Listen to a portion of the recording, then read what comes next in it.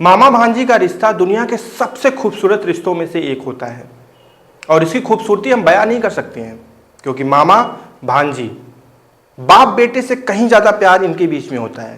लेकिन हमारे समाज में कुछ ऐसे राक्षस हैं, ऐसे लोग हैं जो इस रिश्ते को भी अपवित्र कर रहे हैं। आज सवाल उठ जाता है ऐसे रिश्तों पे जो दुनिया में सबसे पवित्र माने जाते हैं। नमस्कार, मेरा नाम है जीआरडी और आप देख रहे हैं 8 PM विद जीआरडी। हर शनिवार, रविवार और सोमवार रात्रि 8 बजे एक सच्ची घटना पे आधारित कहानी हम आपके सामने लेकर आते हैं। थोड़ा सा वक्त निकालिएगा, सुनिएगा, समझिएगा और कुछ सवाल है उनके जवाब जरूर दीजिएगा। ये कहानी है करैरा की। करैरा में एक आदिवासी परिवार, मतलब आदिवासी परिवार का मतलब एक गरीब परिवार, आजकल यही परिभाषित किया जाता है ना हमारे समाज में। तो एक गरीब परिवार जिसके घर में एक 14 साल की बेटी है, हंसती खेलती खूबसूरत प्यारी सी नन्ही सी एक परी है। वो अभी उसका पूरा भविष्य आगे पड़ा हुआ है। वो भले ही कलेक्टर ना बन पाए लेकिन वो अपने जीवन में कुछ ना कुछ तो अच्छा करेगी। और उसी परिवार में उसके माँ बाप के अलावा एक इंसान और है जिसका घर में आना जाना हमेशा लगा रहता है और वो है उसका मामा। अब जरा गौर से सुनिएगा, सगा मामा नहीं, मुंह बोला मामा। मुंह बोला का मतलब समझते हैं आप? कई तरीके से इसे आज के समय में परिभाषित किया जाता है, लेकिन मैं अपने तरीके से आपको बताता हूं। मुंह बोला मतलब वो इंसान जो धर्म से बनता है।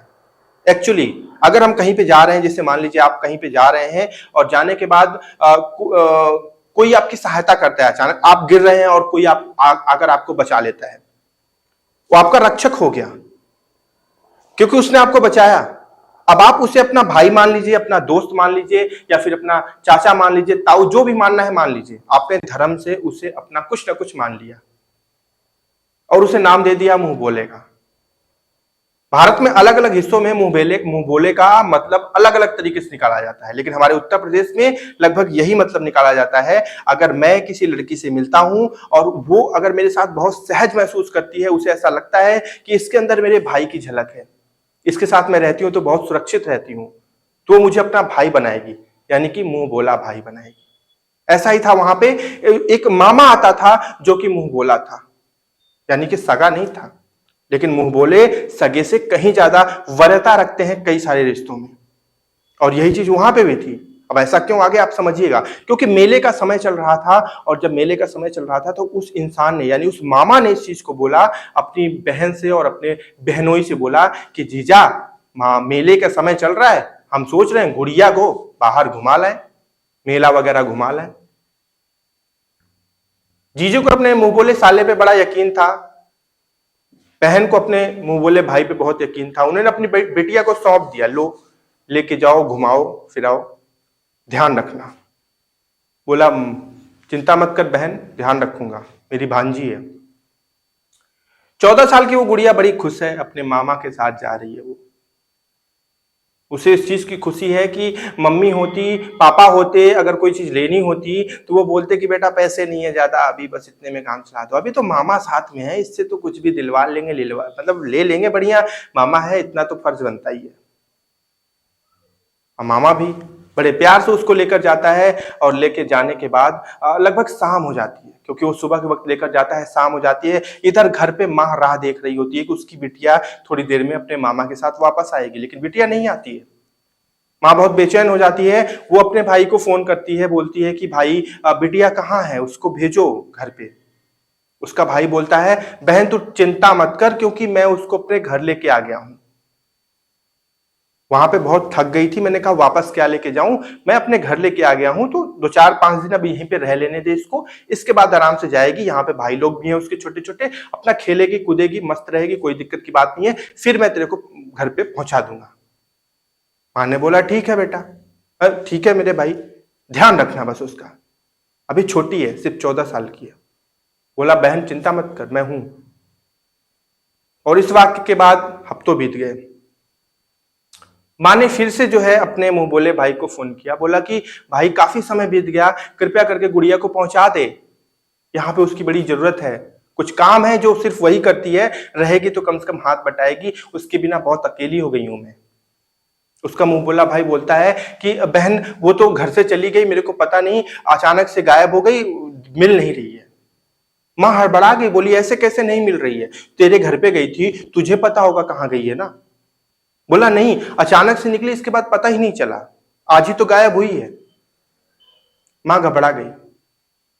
मां घबरा गई। मां अपने छानबीन शुरू की, इधर उधर बहुत परेशान हुई, उसके पिता को बताया, उसका पूरा परिवार परेशान हुआ, नजदीकी थाने में जाकर सूचना दी। लेकिन कहते हैं ना कि आदिवासी हैं, बड़े आदमी थोड़ी ना है वो। अगर किसी करोड़पति की के साथ ऐसी घटनाएं हुई होती तो थाना ही नहीं पूरा जिला लग जाता उसको खोजने में। लेकिन एक आदिवासी की बात थी, इसलिए पुलिस को कोई खास फर्क नहीं पड़ा इस चीज से।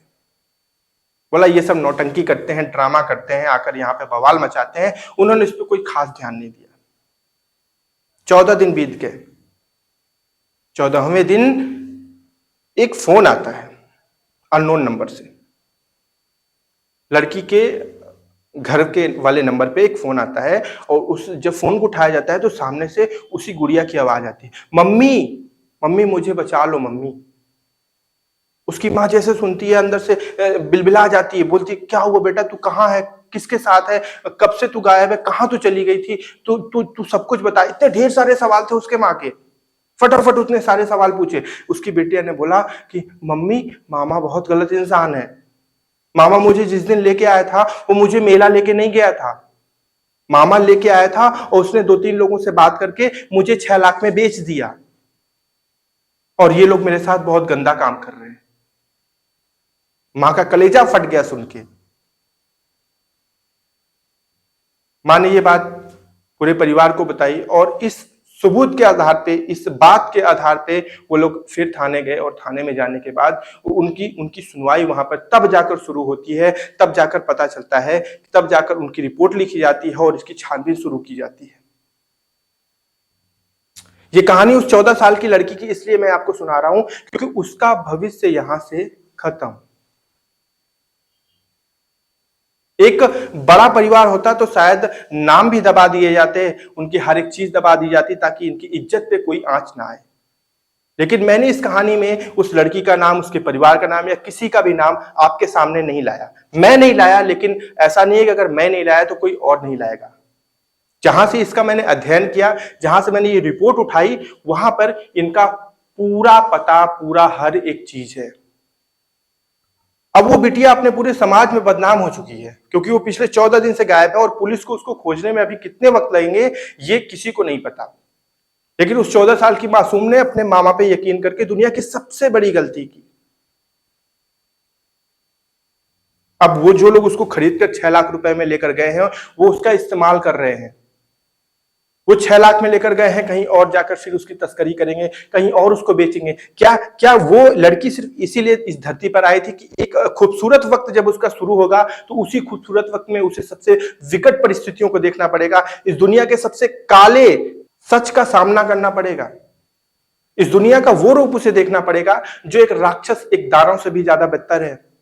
कुछ सवाल है दिमाग में जो हमें अंदर से कुरेदते हैं। पहला सवाल यह था कि ये जो मुंह बोला मामा था, क्या इतना यकीन के काबिल था कि आप अपने घर की बिटिया को उठा के उसको दे दिया कि जा घुमा कर लेकर आ, फिर वो अपने घर लेकर चला गया, आप निश्चिंत हो गए 4-5 दिन के लिए। अरे बिटिया हो या बेटा हो, वो आपका है। आप आज के समय में सगे पर इंसान इतना विश्वास नहीं कर पाता, तो क्या मुंह बोले पर विश्वास करना जरूरी है?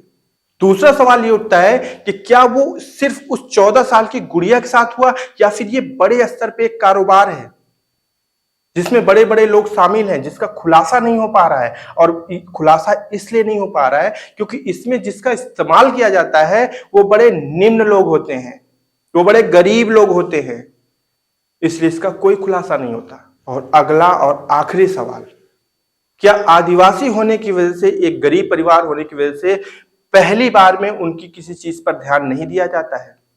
यह बोलकर टाल दिया जाता है कि अरे ये नाटक करते हैं, ऐसे इनका चलता रहता है। क्या वास्तविकता यही है? ये बहुत सारे ऐसे सवाल हैं, लेकिन इन सारे सवालों का जवाब अगर हम खोजने जाएंगे तो उस 14 साल की गुड़िया की तरह पता नहीं कितनी गुड़ियों की जिंदगी खराब हो जाएगी, क्योंकि हमारे पास इसका कोई जवाब नहीं है। आज के वक्त में जो सबसे महत्वपूर्ण चीज है वो है सतर्क रहना। खैर, आप बताइएगा इस कहानी के बारे में, और इससे जो जुड़े सवाल है ना, जरूर जरूर इसका उत्तर दीजिएगा। हमें बेसब्री से इंतजार होगा। हम मिलेंगे अगले शनिवार, रविवार और सोमवार रात्रि 8 बजे एक नई सच्ची घटना पर आधारित कहानी लेकर। ध्यान रखिएगा अपना। नमस्कार।